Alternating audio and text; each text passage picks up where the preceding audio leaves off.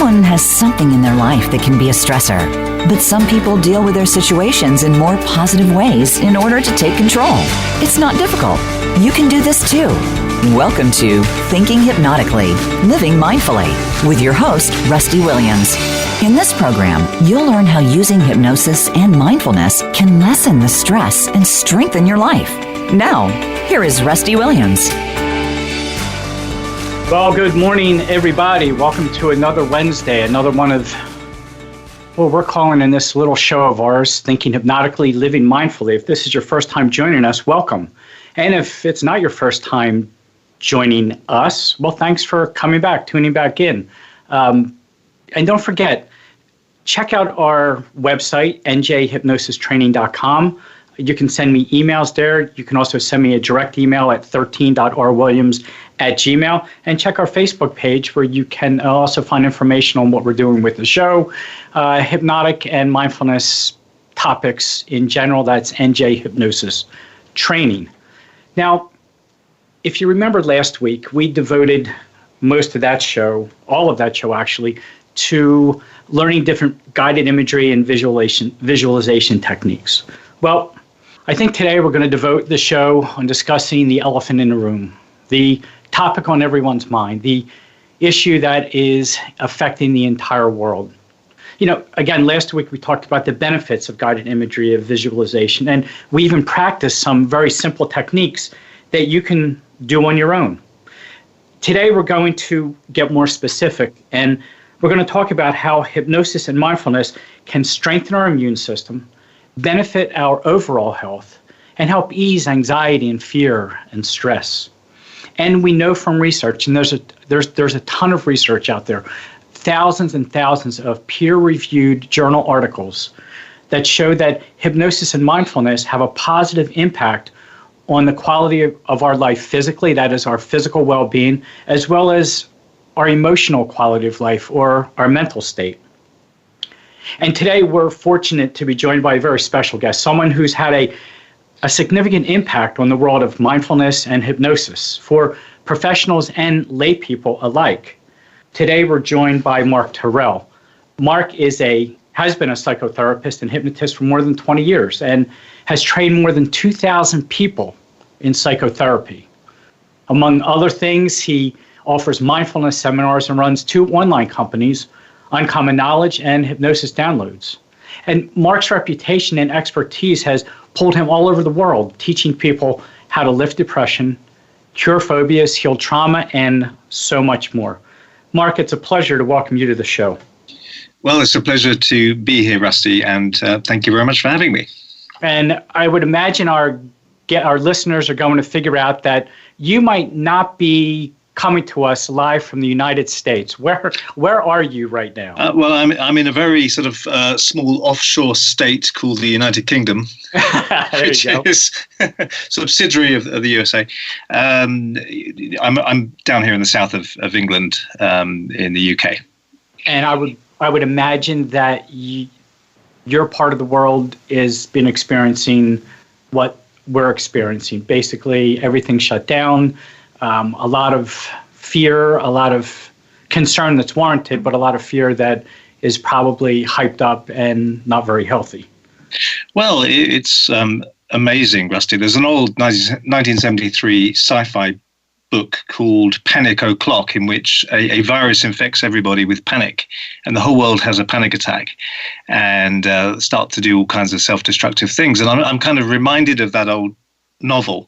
It's almost as if it's come true. So we have the virus itself, of course, but also panic spreads incredibly quickly, almost at the speed of light, And I was in London the other day and the streets were deserted, and it was like a sci-fi post-apocalyptic kind of thriller. But, all too true, of course. And it is amazing how things have so quickly changed everywhere. Yeah, this whole new normal is something that we're going to get used to for a while, right? Yeah, absolutely. And before we go any further, in the interest of full disclosure, my life is an open book, as my listeners know. I want you to know that not only have I invited Mark on as a guest, but I am also, Mark, I hate to do this to you, but I'm a fan. I've been following Mark almost since I was certified as a hypnotist. when you get certified as a hypnotist, it's by one of the many certifying organizations out there, and you go between 80 and 100 hours of training, both theory and practical, contextual hypnosis, if you will, and then you're certified. But there's really no internship. There's really no mentor. Well, we find mentors, but there's not an internship where you are trained. You know, the real training, the real learning, I should say, begins after we get out of school, right? So I remember after I was certified and my first client made an appointment, and I thought, oh man, it wasn't smoking. And every hypnosis course that you go to teaches at least how to deal with smoking clients, because that's what most of us at least think of one of the things hypnotists do. And I remember going online and thinking, what am I going to do? How am I going to find this? Well, the first thing I did is I bought this big book that has a red cover that's probably 2 inches. It's kind of like the Hypnotist Bible. I'm sure Mark knows what I'm referring to. Absolutely. But it's fairly outdated, although there is some good information there. And I thought, oh, this just isn't these aren't my words. This isn't how I talk. This isn't what I learned. So I went online and I searched, and one of the first websites I found was Mark's website, Hypnosis Downloads. And I remember thinking, oh, this guy's on to something. So I want to let everyone know that not only am I honored to have Mark on as a guest right now, that I'm also one of his customers. I am a member, I guess, a subscriber to Mark's Uncommon Knowledge, where he offers hypnosis, I would say scripts, but I hate using that word for our listeners, but ways to practice, not only that, but audios that anyone can listen to. And Mark, here's what I want to share with you. I think I shared last week that I've made some audio recordings available, and one of those is to boost the immune system. And I did this for one major reason. I wanted to do it with everything that's going on in the world right now, and if we can boost our immune system. And I saw Mark had a Facebook post, I believe it was last week, that he's going to listen to his own recording of that. But I had my wife, and those of you who have been listening know my wife has been going through a lot of medical issues. She's been hospitalized 8 times since September. She's had 2 major surgeries. And one of the problems has been a recurring infection that they just haven't been able to isolate. And she's been on home IV antibiotic infusions for over a month now. And this is the 4th time that she's gone through this round since September. Mark, I had her listen to your recording. Here's what is amazing. Her blood work, they check inflammation markers and things like that. Within a week, it was within that week of listening to Mark's audio recording of, I think it's Strengthen or Boost Your Immune System. I'm not sure the exact title of it. She had blood work done within that week. For the first time, her inflammation markers came down. So, Mark, I need to thank you. I know my wife feels the same way. Well, that's wonderful to hear, Rusty, and I'm really pleased that it's been so helpful for your wife. That's great to hear. And I'm sure other people are going to benefit from it as well. So why don't we just get started? Let's just jump right in, Mark. So let's start with, I'm not going to put you on the spot, but let me put you on the spot. Let's start with a yes-no question, and maybe we'll let that be the foundation for the rest of our time together. Here's the question. Okay. Can hypnosis and mindfulness help people during this pandemic? Well, I think the answer's got to be yes, absolutely. As we know, panic is an endemic in itself alongside the viral endemic or pandemic. And as we also know, there are certain things which compromise the immune system. I'm not going to suggest that hypnosis or mindfulness can on their own prevent us getting infected if we're exposed to the virus, because the immune system has yet to identify the virus. As you know, the immune system is incredible. It can identify about 9 billion antigens, 9 billion intruders, but the COVID-19 isn't yet one of them that our immune systems have built up a resilience toward. And as you also know, there's no vaccine yet. Sure.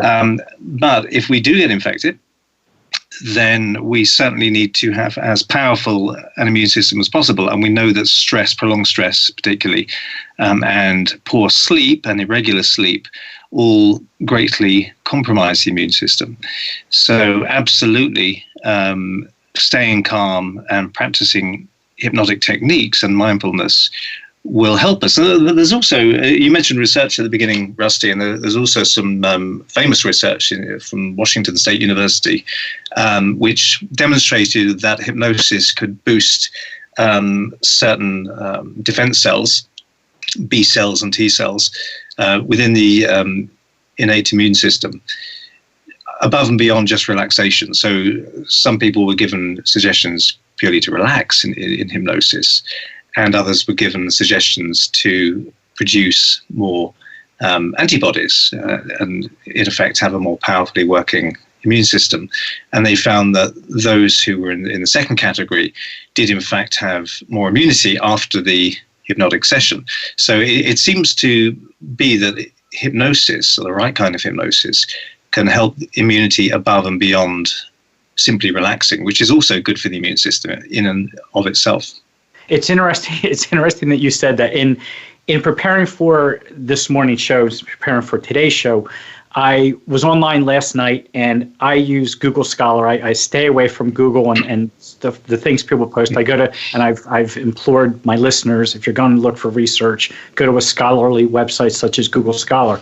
And Mark, it's interesting you said that. When I typed in benefits of hypnosis on the immune system last night, there were 19,000 results that showed up on Google Scholar.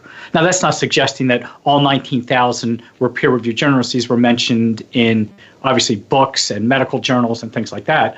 But the schools that have researched this, in addition to, I found the one from Washington State University, the Pennsylvania School of Medicine, and here's some from your area, the Imperial College School of Medicine in London, the Imperial College of Science in London, Wright State University in Ohio, Bond University in Australia, the Mayo Clinic, Johns Hopkins University. So this isn't just something that, some people think hypnosis and mindfulness is that woo-woo type thing, and come on, can this really work? There have been, and I'm sure now there will continue to be, some major universities and medical schools that are really going to start researching this and devote more time to it. Yeah, it's absolutely incredible. I mean, hypnosis has a long pedigree of helping physical pain. We know that, and also that there's research which demonstrates that healing can be made more rapid after surgery if the patient is given hypnotic suggestion before surgery. So, there is a long tradition of hypnosis for pain control, especially amongst dentists, interestingly enough. Dentists were some of the first professionals to use hypnosis for, the amelioration of physical pain. But this immunity is really, really interesting because the study of the immune system is still relatively recent. And the fact that the mind can powerfully, it seems, affect the quality of your immune response is quite astonishing, really. What you effectively hypnotically imagine can have a direct result on the workings of the most subtle workings of your body on a molecular level is quite amazing. And that is not just the positive impacts. That is also how we tend to hypnotize ourselves. And you talked about, the panic, the fear, the stress. So it can also impact us, what we imagine we become, what we think we become. How the impact of stress, both physical stress, injury, pain, those kind of things, disease, but also the emotional stress. Can you just talk a little bit about how that negatively impacts, whether it's the stress hormones? Do we know why that impacts the immune system in such a negative way? Why long-term stress is so detrimental? Not only to our general, the autoimmune diseases that are associated with it now, some other diseases. Have we figured out why, or is there just a causal connection there? Well, there was a biologist, I think, called Sapolsky, and he sort of devised this theory that during times of fight or flight, which is basically for when a lion comes towards you, that's what it's really for, fight or flight, in the wilds, in raw nature, certain things get switched on, like, obviously adrenaline flow and your pupils dilate and so forth. But certain other things get switched off. All the non-essential things get switched off. For example, you don't need to be digesting food when you're fighting a lion because you're trying to avoid becoming food. So your saliva stops in the mouth. And blood is shunted away from the stomach into the major muscles for heavy exercise. So all non-essential in the moment mechanisms get sidelined during this huge stress response, including immunity. You don't need to be fighting pathogens in the bloodstream when you're fighting off a lion. Now, if that stress is prolonged, then what's adaptive in the short term, because only what you need to survive in the moment is made readily available. What's adaptive in the short term, switching off of these other mechanisms, including sex drive as well, and sleep. You don't need to be snoozing when you're fighting off a lion. You don't need to be sexually excited when a lion is coming towards you, although it might put the lion off. So all these things get sidelined in the emergency, which is great. You don't want to be thinking about sex or food or sleeping when you're in a life or death situation. But in the long term, if that stress is prolonged, then sleep, sex drive as well, so in some cases, and also immunity can be compromised. And that seems to be why stress. So what's adaptive in one context, in the wider context of increased time, becomes maladaptive, and we know that depressed people tend to get, or long-term depressed people tend to get physically sicker, and there does seem to be a correlation between cortisol levels, stress levels in a depressed person. I was just going to ask you about the stress hormones. Yeah, so the cortisol seems to, which again is an adaptive response, is an adaptive chemical. We need it in times of emergency, but in the long term, it damps down our natural sort of health providing, if you like, physical responses. And that's what seems to compromise our immunity if we're anxious and feeling under threat and depressed for a long time, which is why relaxation and hypnotic relaxation especially can counteract that. So we're talking a twofold process here. We turn down, or we turn off, or we stop the flow of the stress hormone, cortisol. We stop the stress. So that's one way that we feel better, that the immune system's help, because there's not all the stress being dumped into our bodies and our brains and especially our minds. But then the second half of that, the other side of the coin, seems to be that using relaxation techniques, using mindfulness techniques, especially hypnotic relaxation techniques and guided imagery and visualization, also help the mind create what we tell it to create within our body. So it's really a two-pronged approach, it seems, the benefits of mindfulness and hypnosis. Yeah, absolutely. The relaxation in and of itself, as I said, is highly valuable for the body. But then it seems to be that sort of visualizing the immunity working better seems to, in many cases, bring that about. So I've been working with a woman who's got terminal cancer. Via Skype, I've been working with her and certainly making suggestions for her immunity to attack the cancer cells. And I'm not suggesting that you can cure cancer through hypnosis, or that this is, or that the fact that she's doing well is purely down to hypnosis or anything like that. But it's certainly worth doing these things, because we know that, we know this in everyday life. If you imagine the time that you were really embarrassed, you can blush even when you're on your own.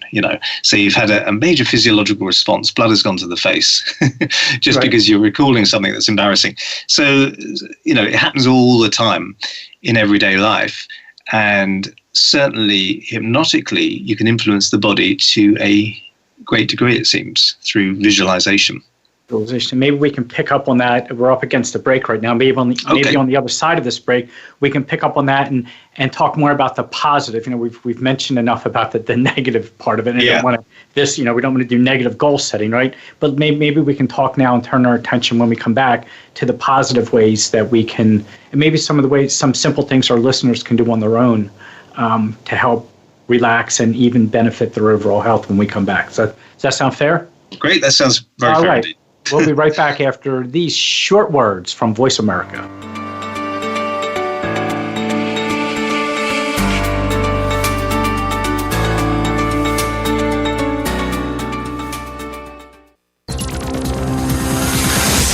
It's your world. Motivate, change, succeed. VoiceAmericaEmpowerment.com.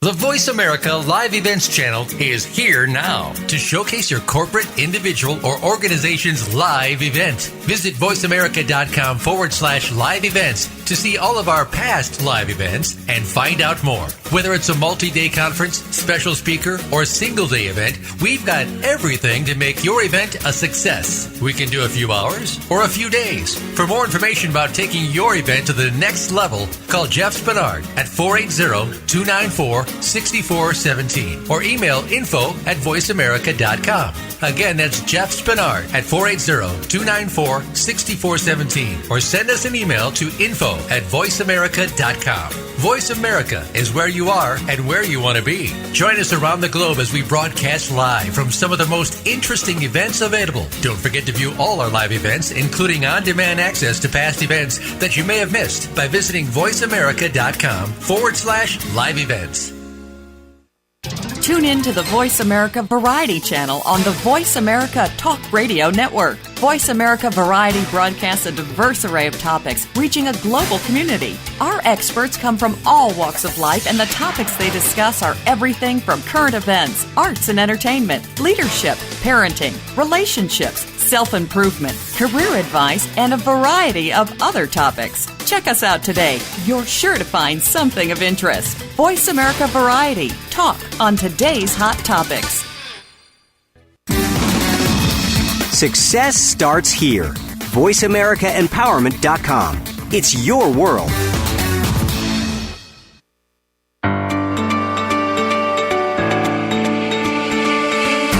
You're listening to Thinking Hypnotically, Living Mindfully. To reach the program today, you're welcome to call in to 1-888-346-9141. That's 1-888-346-9141. If you'd rather send Rusty an email, his email address is 13.rwilliams@gmail.com. Now back to Thinking Hypnotically, Living Mindfully. All right. Well, welcome back, everybody. We're joined today by Mark Terrell. And Mark, before we go any further, how can our listeners find you? Where can they follow you? How can they contact you if they want to? Okay, well, we have a hypnosisdownloads.com Facebook page, and also there's support on our website, hypnosisdownloads.com. So that's probably the best way. Practitioners, I have a blog every week that comes out under Uncommon Knowledge, which you can find us very easily on, and you can subscribe to that free newsletter as well if you're interested. But yeah, those are the ways. Otherwise, it's a question of coming to the UK and actually finding me. And I guess right now trying to get air travel to the UK. Yeah, well, that's not easy. There are no planes in the skies. There you go. Yeah, and you know what? That is so eerie. We have two dogs, and I take them for walks. You know, they get their exercise 3, 4. If it's a nice day, 5, 6, 7 times a day. And looking up, we're right under the flight path, if you will, for Philadelphia International Airport. So we're in the flight pattern, and the planes fly over our house before they make a left turn for the base leg, and then another left turn, final approach down into Philly. And it is eerie that there's no noise. The sound of jets, it's really reminiscent of 9/11 here in the U.S. when there was no planes in the air, and it is eerie, right? There is no air travel. So that is weary. Well, let's now switch. We said before the break that we're gonna switch, and we're gonna go from how stress is bad for us and all that stuff. Now we're gonna go with what we can do and the positive things, because this is Thinking Hypnotically, Living Mindfully, and what we think we become. So I don't want to spend too much time on the negative side of this and give ourselves negative self-suggestions. So here's you talked about visualization, I think, and guided imagery, and how that's beneficial. You come from two different, I guess, obviously backgrounds or mindsets. One is a psychotherapist, and one is a hypnotist. First of all, is it you have the benefit of combining those two, with the knowledge that me as a layperson who became a hypnotist doesn't have. Is there is there one that works better than the other when it comes to guided imagery, visualization? Is that used in psychotherapy? Certainly by some psychotherapists. The way I tend to see it is that hypnosis is a delivery system for psychotherapeutic approaches, making them more powerful in many cases, if that makes sense. Sure. So you will be doing psychotherapy with the people that you see, Rusty. Whatever you call it, it's just semantics, and you'll be using hypnosis to affect psychotherapeutic outcomes with them in a positive sense. So, to me, if you're skilled in hypnotic language patterns and you're experienced in hypnosis, then any guided visualization you do with your clients will be all that much more powerful because you're, schooled in that way. But yes, absolutely. If guided visualization can be used with clients in psychotherapy, then they're much more likely to engage in behaviors which are beneficial for them.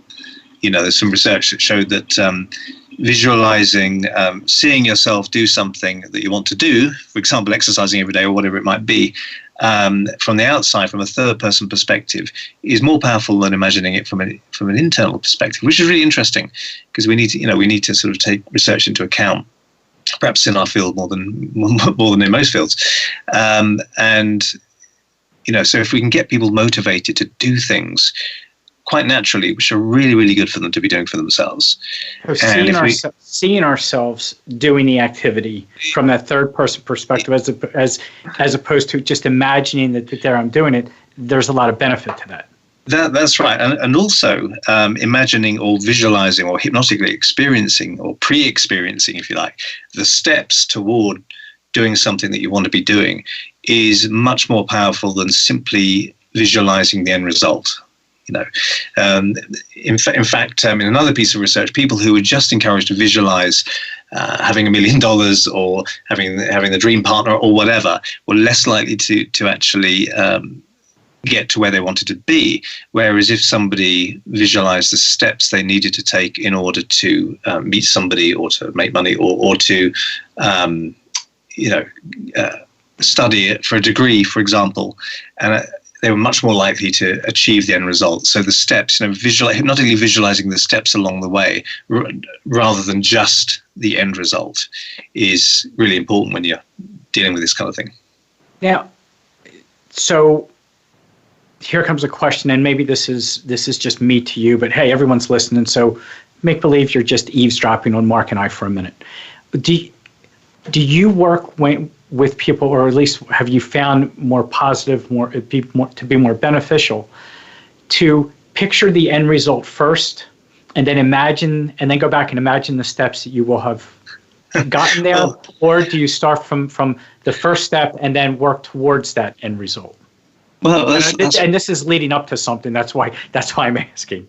It's a really good question, and I think that I tend to do the first way. I tend to have people, because you need to clarify goals. What is it the person wants? And then what will that feel like? What will it look like? What will you look like to other people once you've arrived at that? And then you can go back, how did you get there? So, we can use hypnotic progression. We can progress people in time hypnotically so that they can look back. So say we progress them to 3 weeks in the future, and then they look back at the past 3 weeks. How did they get to where they are now? What were the steps they took? Which, of course, are still in the future, in real time, if you like, is an extremely effective way. I used to run a workshop, and we'd do an exercise, and we'd have somebody who had a goal, be it to run a marathon or to write a novel or whatever it was, produce music, and we'd have them sort of come to the front of the room and make believe they'd already achieved that. So it was 2 years' time. And then they had to pretend or make believe to the rest of the group that they had achieved this. And then the rest of the group would ask them very specific questions, like how many hours a week did you spend writing this novel? How many publishers did you approach? This and that. And the person had to make believe and be as convincing as possible the whole time. So what they were doing was building a blueprint in the mind, which is very specific as well as aspirational. toward the end result. And we can do this more hypnotically than that. But that was almost a role-playing exercise. But I used hypnosis with it as well. So I would use a bit of hypnosis with the person so that they really began to feel that they'd achieved that already. But then they'd look back at the path they took to achieve this hypnotic sort of, and sometimes they'd feel that actually it wasn't right for them because they didn't want to spend so long away from their family doing this, or that they actually saw things they hadn't really seen before. But a lot of the time, when people get back in contact with us a year later or a couple of years later and say that they had actually achieved what they wanted to, and it felt really natural when they did that.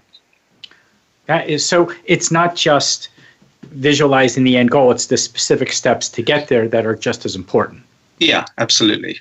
If not more important. If not more, right, because the specificity of it is what really makes it become real. Yeah.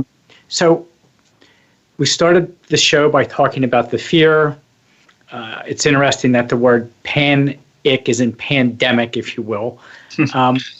What do you have any suggestions and any thoughts on how, and included in me, my wife is immunocompromised.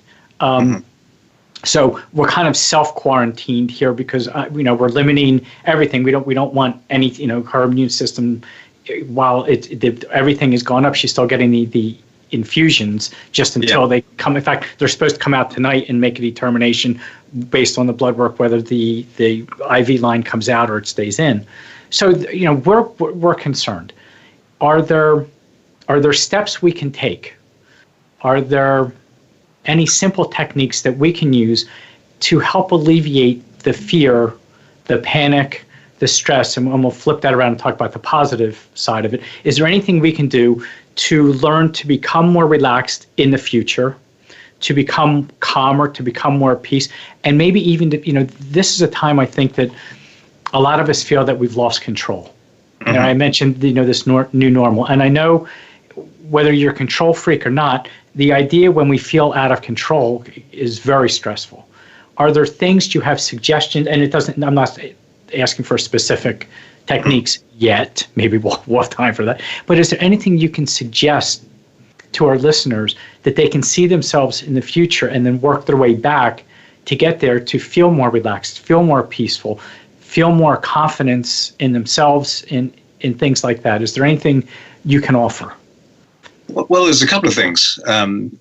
Firstly, in a more general sense, maintaining a routine, having a routine is extremely important for maintaining a sense of control. And we all need, whether we're control freaks or not, we all need a sense of control and autonomy as if we can influence things to at least some degree. So maintaining that is extremely important, whether it's simply getting up at the same time every day. Watering the plants, having an exercise regime perhaps, or getting in contact with loved ones at a certain time, writing a journal on a daily basis. But, if you're not able to go to work, not able to do the things you normally do, then it's very important to exchange one routine for another. It's popular to think, routines are boring, but they're extremely important, and brakes on cars might be boring for the speeding, racer, but they're vital, and certainly a routine is, gives us some containment in life and a sense of control. It's very, very important, whatever your circumstances are, to get some kind of self-direction and routine in your life. So that's one thing, but also mindfulness. You think, well, mindfulness is a sense of being in the present moment, and it's very easy to catastrophize. It's very easy to panic o'clock, to start. If this happens, and if this happens, and we've run out of food, and if it spreads everywhere, and so forth, and so much, But actually, to do an exercise of actually focusing on what's happening right now in this room. Nothing's happening, I can breathe deeply. I can focus on the body relaxing. I can breathe rest into the palms of the hands. The muscles around the face can begin to smooth over. And that's all that's happening. I can listen to the sounds, maybe some birds outside, or maybe traffic, or maybe not. And, just focusing on the here and now is a nice corrective to the rushing ahead in the future in the imagination and scaring oneself. So being mindful in that way is extremely important. Doing that regularly. We have something called an ultradian rhythm every 90 minutes where the brain hemispheric dominance shifts from left to right. And we often feel a bit sleepier during these times, a bit more daydreamy, more likely to have a coffee to try and get through but actually taking account of that shift, that natural rhythm in the body, when you feel a bit more spaced out, actually going with it and doing a mindfulness exercise or a bit of self-hypnosis will lower your general stress levels and help you feel much better in the present time, because we are all going to come through this and we're going to be fine. And that's one of the things that I've been, and I was just, as you were talking, I wrote the word mindfulness down because, the second half of the title of the show is Living Mindfully. And the fact that you brought mindfulness into it is just phenomenal. And I love the way you just ended what you just said with, we're all going to come through this okay. And when I think about the future, you and I would call it maybe future pacing in our world. When I think about how there's going to come a time when all of us are going to look back at this moment in history and to think, well, first of all, think of the things we've lived through just in my lifetime. So, some of the events of the world. I can't believe the things that I've experienced in my life. And so I try to think about when this is over, when we are through this, and we are going to all come through this. Think about what we've learned. Think about the strength that we learned that maybe we didn't even know we had. Think about how we came through this and all that we learned. And I truly believe that the good in people is going to outweigh any of the hardened hearts of people in this world. And so that's, for me, when I think of, when you mention mindfulness, I use that as kind of like my end goal as I'm going to think down the road. But then that allows me to come back and just focus on this moment in time right now. And it's funny, as you said about the bird, I'm looking at a squirrel on a fence outside my window as you're talking about the birds, by the way. So anyways, I just found it interesting that as you were talking about mindfulness, that's what would be my suggestion as well. So now you have the expertise from Mark and suggestion from me that by just, even if it's just for 30 seconds, just thinking, I'm okay right now. As long as I have my breath, I'm okay right now. And the different feelings, like you said, how do my hands feel? How do my feet feel? What am I noticing around me? And let that just kind of give us an opportunity, even for just 30 seconds, to stop our minds and just go, yeah, it's going to be okay. Would you agree with that? Absolutely. I think in a way there are kind of tests in life, and not to say that these tests have been set by anybody, but there are things that test us, and part of being mindful and living in the present is not panicking and then thinking ahead and misusing the imagination about the future, but actually and being mindful of how we behave now. If we can be dignified and kind and decent and caring during this time, then that will add something to us as human beings. And certainly using these approaches and using mindfulness and keeping calm, because now calm heads are required more than ever before, or more than many times, is going to help us in our self-development as well. Absolutely. And you talked about calm minds, and I would imagine the word trust is in there as well. Trust in, I don't use the word faith, but faith and trust that this is going to work out okay, and giving ourselves that self-suggestion can help override. There's you and I'm sure would agree. There's that little man in the back of our head that's just chattering away. Some people call it the monkey mind, and it's not that often that it's giving positive suggestions to us. And I think if we can just, and I love the way you talked about being kind, being calm, and being rational. We give ourselves that self-suggestion. We start to buy into it ourselves, and our mind starts to believe it. And I want to thank you for that, because that's something I didn't think of until you just said that. So thank you. And maybe when we come back on the other side of the break that we're up against now, you and I can finish this up with talking about the benefits of mindfulness, but also if we're not feeling so great physically or emotionally, mentally, if there's things we can do to help us feel a little better, whether it's physically or emotionally, mentally. Does that sound fair? Yeah, that sounds very fair indeed. All right. Since Mark, I threatened Mark with that, that's how we'll finish the program up right after this break.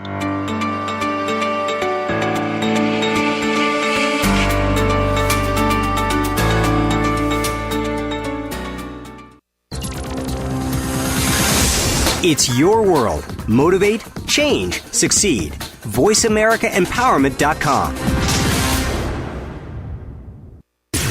Voice America programs are now available on your favorite connected device, including Amazon, Alexa, and Google Home. Through streams with Apple Podcasts, TuneIn, and iHeartRadio, listening to your favorite show is as easy as saying the show name followed by the word podcast. Hey, Alexa, play Finding Your Frequency podcast. If that doesn't work, try adding on TuneIn or on iHeartRadio or on Apple Podcasts.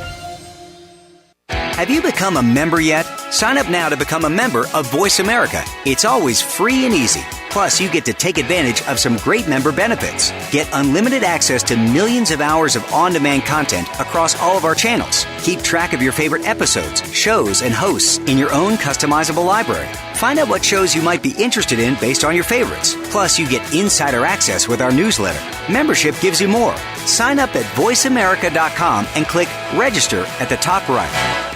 If you think you've seen online TV before, let us surprise you. VoiceAmerica.tv is online now. The leader in live internet talk radio has done it again. Multiple channels, a state-of-the-art viewing experience, live and on-demand programs streaming 24 hours a day. It's exactly what you want, when you want it. VoiceAmerica.tv. From health and wellness to business, sports, and everything in between. Discover our new world. Visit VoiceAmerica.tv now and experience the future of online television. VoiceAmerica.tv. We're on Facebook along with some of the greatest minds of the world, and that includes you. Visit us on Facebook at Voice America Empowerment.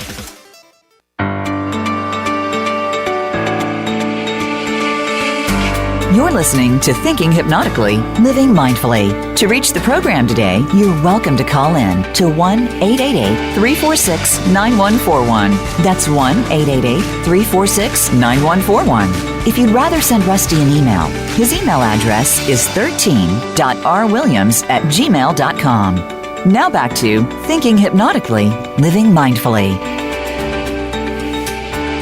Welcome back, everybody. And in this last segment of the show today, I asked Mark, I hope it wasn't a threat, but I kind of put him on the spot, that I want to end on a positive note of how we can use different simple techniques, whether they're psychotherapeutic techniques, whether they're mindfulness techniques, self-hypnosis techniques, maybe not even call them techniques, maybe it's just a mindset that we develop on what we can do to help us get through this. And yeah, we are going to get through this and come out feeling better and actually being better, maybe even being better for it, for having experienced this. And you can just imagine the stories we're going to tell our grandkids and our great-grandchildren. These are unprecedented times in our world. And Mark, one of the things that came to mind is when I learned about pain and pain control techniques, I learned that pain serves two purposes. It protects us and it warns us. And once those purposes are satisfied, there's no longer a need for pain. And so that helps me, at least now with clients, when I explain that to them, it makes the hypnosis session go a little easier because they understand they don't need their pain anymore. And I would imagine that the same might hold true for fear. Fear serves purposes. And you started the show by talking about the fight or flight part of our brain that kicks in. But once fear has served its purpose, it has warned us, and it's trying to protect us, it has served its useful purpose. How do we let it go? How can we feel, a lot of us think that, plan for the worst, hope for the best, that adage, that if I'm not in fear, if I'm not worried, I'm not doing something. Is there a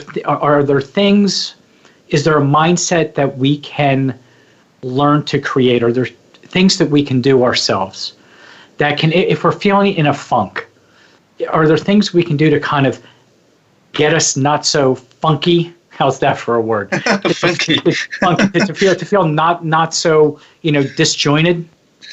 Well, I mean, there are certainly approaches and ways of attending with the mind, I think, that help us stay positive. And maybe counterintuitively, one of those ways is to understand what we can't necessarily control. So we all have a locus of control, meaning that we all have a sense of what we should control. And you find that so-called control freaks will often feel that they have to control absolutely everything, which is a stance of mind which paradoxically makes them feel less in control, because you can't really control the weather or other people's moods all the time, or this or that. So really thinking about what you can now control, what you have control of. And one of the things you do have control of is your mood. And just knowing that, research found, help people change their mood more reliably. Just knowing that actually you can change the way that you feel. That is one thing you have control over, because that's to do with you. That's yours. The weather isn't, you can't control tomorrow's weather, or whether someone down the street is in a bad mood, but you can control your state of mind much more than you realize you can. So just remembering that is important. But also re-evoking times where you felt better.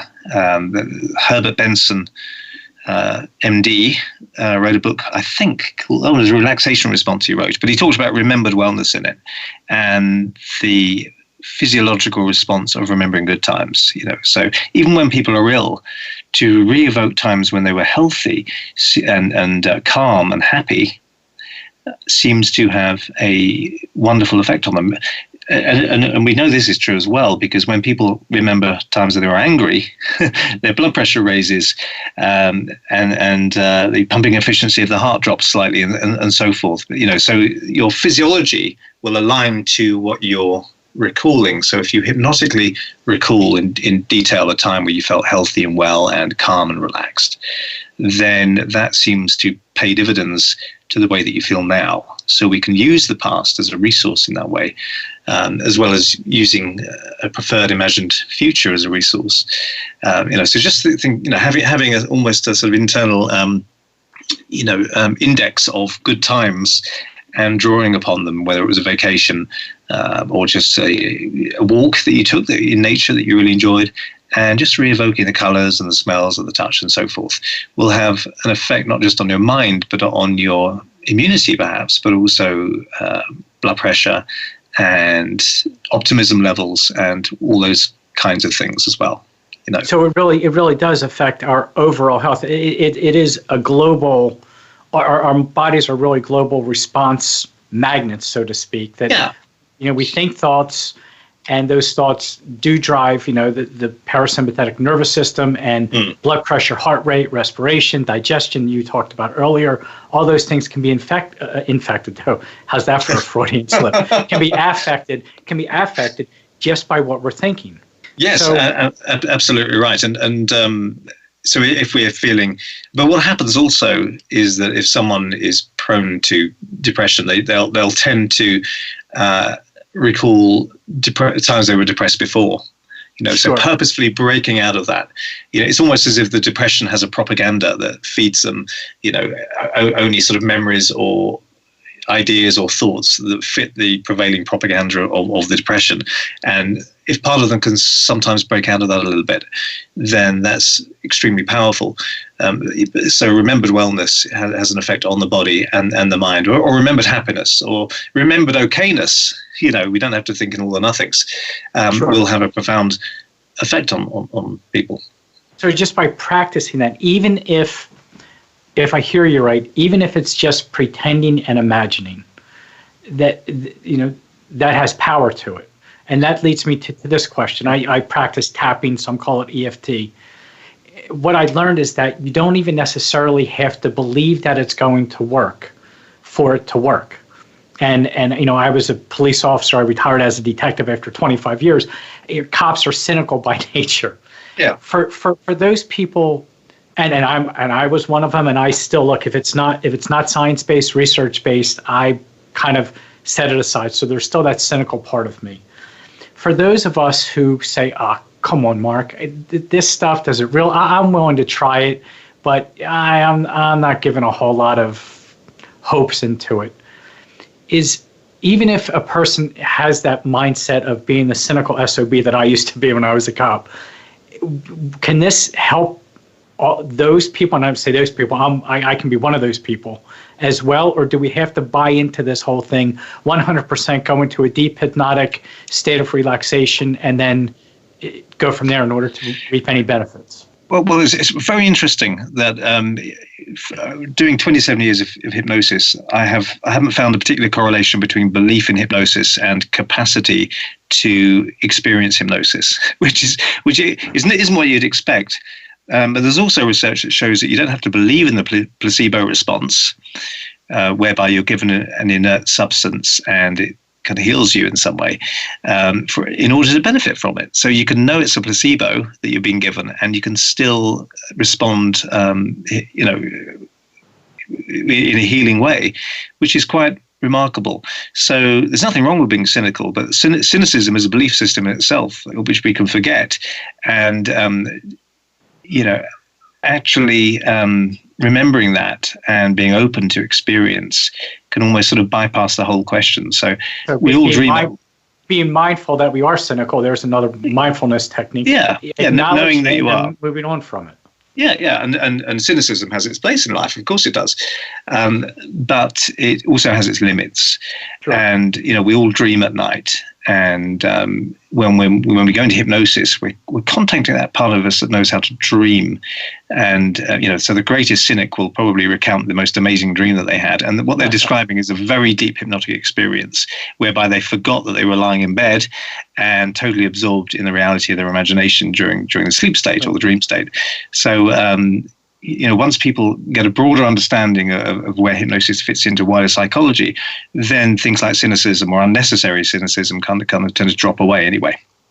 That is excellent advice. One of the things that just came to my mind is one of the things I share with my clients, and not all the time, but I'll throw it in there as just before the re-emerging, the emerging, the reorientate, however you and I want to describe it as they're coming out of hypnosis, is to pretend that. So we start by saying it's okay to pretend. As adults, we lose for some reason, we just lose that idea of the creativity and to be able to pretend. And so I give my clients the permission to pretend. And that opens up all kind of doors. And what I say to them is, pretend you're pretending. So that gives, okay, I can pretend that I'm pretending, and now stop pretending. And it's a little bit of that hypnotic language pattern, that confusion pattern, but it seems to kind of act as the wedge in the door. I can get my foot in the door that way. And now I can pretend I'm pretending. Okay, I can do that. And now stop pretending. And I love the fact that you just validated something I've been doing for a while. So thank you for that. I appreciate it. Well, thank you for that. That's a lovely phrase. I hadn't ever used that. It just seems I like that, yeah. We're so afraid as adults. I don't want to pretend. We've been taught you pretend. Little kids love to pretend, and then they get to a certain age, and we tell them to stop pretending. Yeah. So it's, for me, I think it's remarkable that it's okay to pretend is what you're saying.